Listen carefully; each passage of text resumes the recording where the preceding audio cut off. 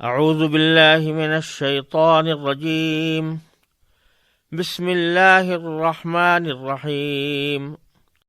اسی طرح ایک مرتبہ کعب بن اشرف یہودی نے رسول کریم صلی اللہ علیہ وسلم کو اپنے گھر میں بلا کر قتل کرنے کی سازش کی تھی۔ اللہ تعالی نے آپ کو اس کی اطلاع کر دی اور یہ سازش خاک میں مل گئی۔ ایک مرتبہ رسول کریم صلی اللہ علیہ وسلم کسی معاملے کے لیے بنو نذیر کے یہودیوں کے پاس تشریف لے گئے۔ انہوں نے آپ کو ایک دیوار کے نیچے بٹھا کر باتوں میں مشغول کیا اور دوسری طرف عمرو بن جحش کو اس کام پر مقرر کر دیا کہ دیوار کے پیچھے سے اوپر چڑھ کر پتھر کی ایک چٹان آپ کے اوپر ڈال دے۔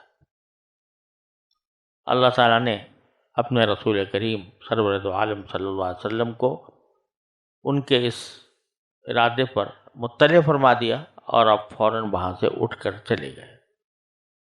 یہ واقعات امام ابن کثیر رحمۃ اللہ علیہ نے اپنی تفسیر میں بیان فرمائے۔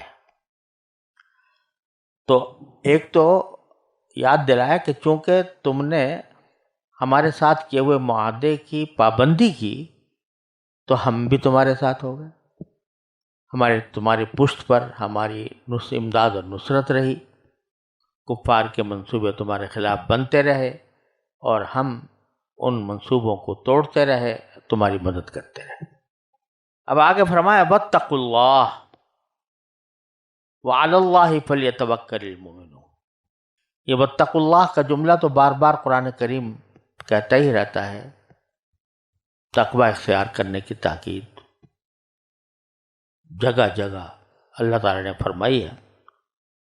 یہاں ایک اور چیز کی طرف اشارہ معلوم ہوتا ہے، واللہ سبحانہ وعلم، کہ یہ جو ہم نے پیچھے ذکر کیا کہ دشمنوں نے تمہارے خلاف منصوبے بنائے اور ہم نے ان منصوبوں کو خاک میں ملا دیا، تو یہ بات صرف رسول کریم صلی اللہ علیہ وسلم اور صحابہ کرام رضی اللہ تعالی عنہم ہی کے ساتھ مخصوص نہیں ہے،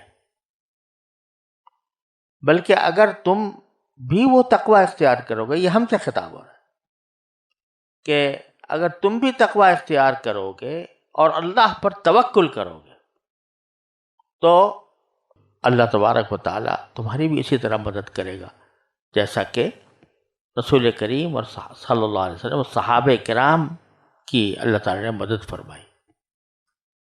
بتلانے کا منظور ہے کہ ایسا نہیں ہے کہ کوئی قوم یا نسل اللہ تعالیٰ کی لاڈلی ہو گئی تو اس کے ساتھ تو اللہ تعالیٰ کی نصرت اور مدد آئے گی، اور جو لاڈلی نہیں ہے چاہے وہ کتنے ہی نیک عمل کرے تو اس کے ساتھ اللہ تعالیٰ کی نصرت نہیں ہوگی، بلکہ یہ بتلایا کہ وہ لاڈلی بھی اسی لیے بنتی ہے کہ تقوی اختیار کرتی ہے، لاڈلی بھی اسی لیے بنتی ہے کہ توکل اختیار کرتی ہے۔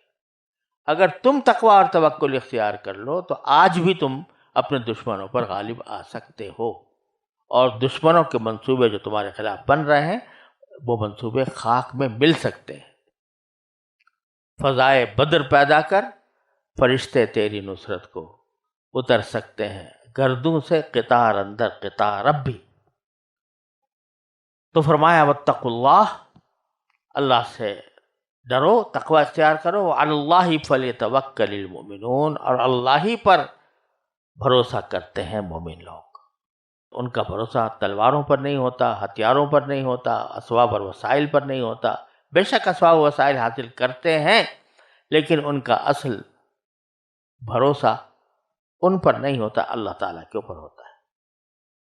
اس کے بعد ایک اللہ تبارک و تعالیٰ نے بنی اسرائیل کا بھی ذکر کیا ہے کہ دوسرا رخ بھی دکھایا جائے کہ جیسا عہد تم سے لیا گیا تھا اے مسلمانوں، اسی طرح کا عہد ایک ہم نے بنی اسرائیل سے بھی لیا تھا اور ان سے بھی وعدے کیے گئے تھے۔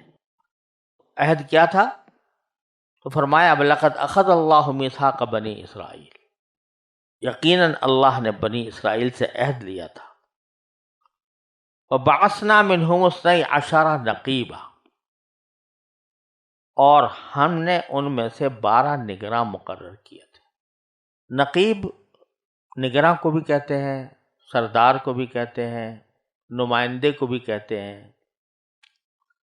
تو یہاں اللہ تعالیٰ نے فرمایا کہ ہم نے بنی اسرائیل کے 12 نقیب مقرر کر دیے تھے، 12 سردار کہہ لیجئے، یہ 12 نمائندے کہہ لیجئے۔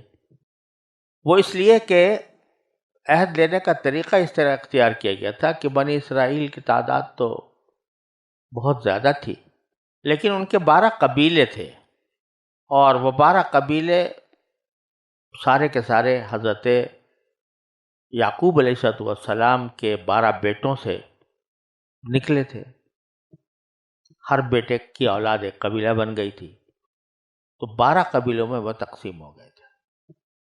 اب جب ان سے عہد لینا ہوا تو اس عہد کے لیے سارے انسانوں کو اکٹھا جمع کر کے عہد لینا دشوار تھا، لہذا ان 12 قبیلوں میں سے ہر ایک قبیلے کے سردار کو اس کام کے لیے چنا گیا کہ وہ خود عہد کرے اور اپنے لوگوں سے کروائے۔ اس کو اللہ تعالیٰ نے فرمایا کہ ہم نے ان کے 12 نگراں مقرر کیے تھے، اور ساتھ ہی اللہ تعالیٰ نے فرمایا تھا کہ وقال اللہ انی معکم، دیکھو میں تم سے عہد تو لے رہا ہوں، لیکن اس عہد کے لینے کے بعد میں تمہارے ساتھ ہوں گا۔ انی معکم، یہ معمولی بات نہیں تھی جو اللہ تعالیٰ نے ان کے ساتھ کی، ان کے ساتھ وعدہ کیا کہ اس عہد کے نتیجے میں تمہیں ہمارا ساتھ حاصل ہوگا، جہاں تم جاؤ گے تم کامیاب ہوگے، لیکن اس کی شرط یہ ہے کہ لئن اقمتم الصلاۃ وآتیتم الزکاۃ وآمنتم برسلی وعزرتموہم واقرضتم اللہ قرضا حسنا۔ یہ چند صفات اللہ تعالیٰ نے بیان فرمائی کہ یہ سب میں تمہارے ساتھ رہوں گا، تمہاری مدد کروں گا، بشرطے کہ تم نے نماز قائم رکھی۔ لئن اقمتم الصلاۃ وآتیتم الزکاۃ، اور زکوٰۃ دیتے رہے، وآمنتم برسلی، اور میرے جتنے پیغمبر آگے آنے والے ہیں ان سب پر ایمان لاؤ گے۔